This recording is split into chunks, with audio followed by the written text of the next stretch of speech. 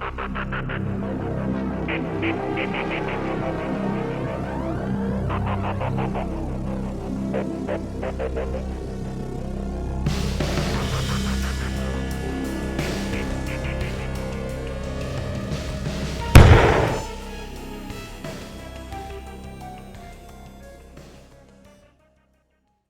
the war in eastern Ukraine dragging into its sixth year, the government in Kyiv is buying upgraded models of a Cold War tank in an effort to outmatch Russia-backed rebels. The Ukrainian army has acquired around 150 T-64 2017s since 2018, Radio Free Europe reported.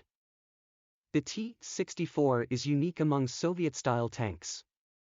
A departure and major advancement compared to existing tanks. When it first appeared in the early 1960s, the T-64 actually is more Ukrainian than it is Russian.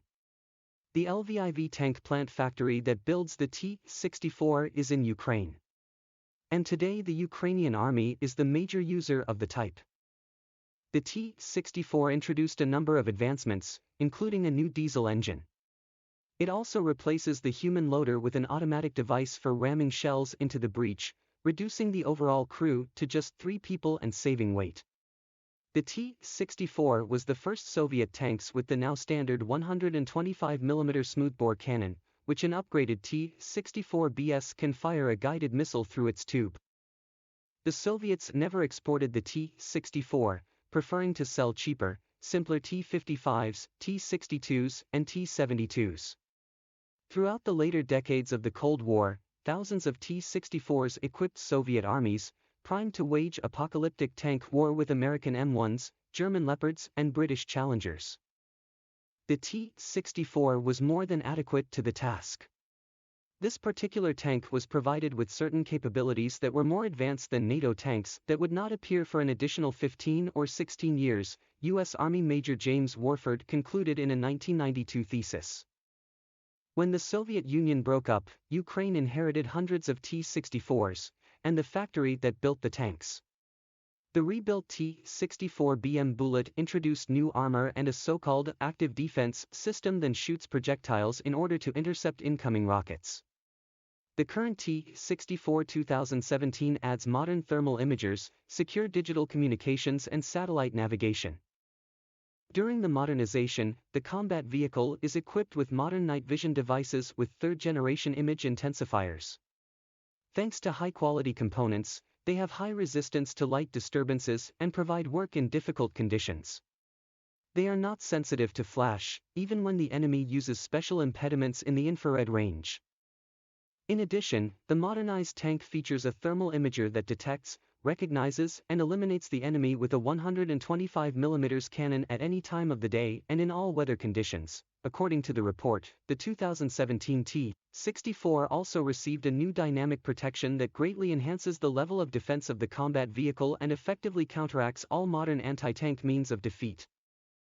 According to Ukroboronprom, in 2017, the tank took part in the NATO-led Strong Europe Tank Challenge and was shown during a parade on the occasion of Ukraine's Independence Day in 2018, when Eastern separatists, armed, supplied and reinforced by Russian agents, rose up in April 2014, demanding to split away from Kyiv and join Moscow. Ukraine sent T-64s into combat.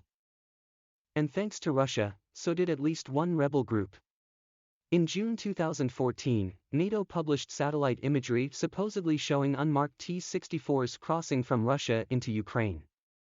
6 days later, Twitter user @Mstislav9 posted a photo they claimed depicted a T-64 belonging to the Donetsk People's Republic separatist army. It's possible Moscow sent T-64s because it could then convincingly argue that the rebels had gotten the tanks from Kiev's armories, rather than from Russia. To clarify that the T-64s are not stolen Ukrainian examples, the Ukrainian government showed off a captured rebel T-64. T-64BV under this serial number was issued in October 1987 at the Kharkov tank factory and sent to a military unit, which at that time was stationed in Russia, Kyiv asserted. The Ukrainian government added that it had traced newly built components on the tank to a factory in St. Petersburg, Russia. Janes concluded that the rebels possessed at least 3, and as many as, double figures, T-64s, but cautioned against alarm. The presence of main battle tanks, Operating in rebel hands is undoubtedly a highly unwelcome development for the Ukrainian military, however their practical utility may be limited. Unless supported by combined arms forces, main battle tanks can prove highly vulnerable to attack from air power, infantry armed with anti-tank guided weapons and other MBTs, Janes stated. Additionally, they require a significant supply chain to maintain in the field. In light of tanks' huge appetite for fuel, parts and repairs, it makes sense that Russia would supply T-64s to its rebel proxies instead of other tank models. The T-64 is, more than anything else, a Ukrainian tank, having been manufactured in that country. Rebels shouldn't have too much trouble finding local people who can help maintain the vehicles, but with recent upgrades, Kiev's T-64s are much more sophisticated and possibly more reliable than the rebels' own T-64s are.